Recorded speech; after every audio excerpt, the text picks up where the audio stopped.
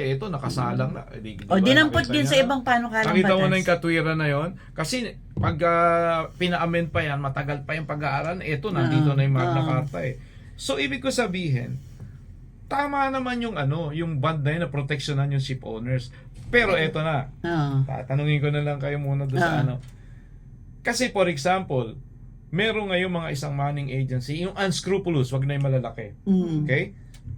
Sabi nung doktor sa kanya, "Sir, total disability to eh." Sasabihin ngayon ng manning agency na may kalokohan, bigyan mo na lang ng grade 5. Wag total, wag grade 1, grade 5. Mga magkano yun? Yes, hindi, okay na. Sabihin na lang natin na ganon. So ngayon, dahil nga sa batas na ito, na pag magre-reklamo, ay pagka-aapila daw ang seafarer, maglalagay siya ng bond. For example, Ms. Lou, yung 5 at saka between 5 and 1, yung 5 sabihin na natin na mga 30,000.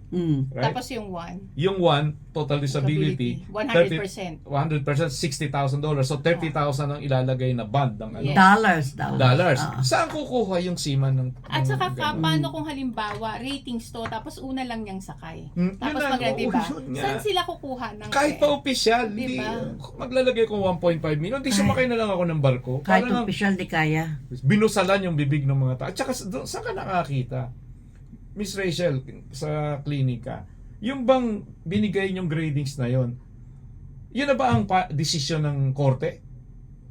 Hindi. Hindi. So pupunta ngayon, pag pumunta ako sa korte kasi ayaw ko yung binigay nyo, naramdaman ko, kahit pa siya maging ambulance chaser or what, or naramdaman ko, teka muna, hindi yata tama yan. Pumunta ngayon ako sa Quasi Court, sa NCMB, sa DOLE, at saka sa NLRC.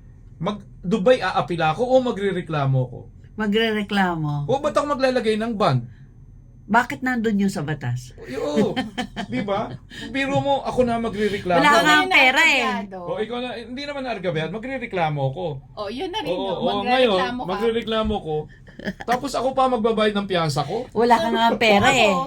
Hindi na ako magrereklamo. Hindi na Diba? ako magrereklamo. Hindi na ako magrereklamo. Parang Wala kang pera eh. binusalan mo Diba? nga yung bibig ng mga seafarer. Wala kang pera. Paano ka maglalagay ng bond? Yes. Diba? Okay. Kanina naman ideya yan at ginawa ni Salo. Ay nako, mahirap magsalita. Alam ni Ms.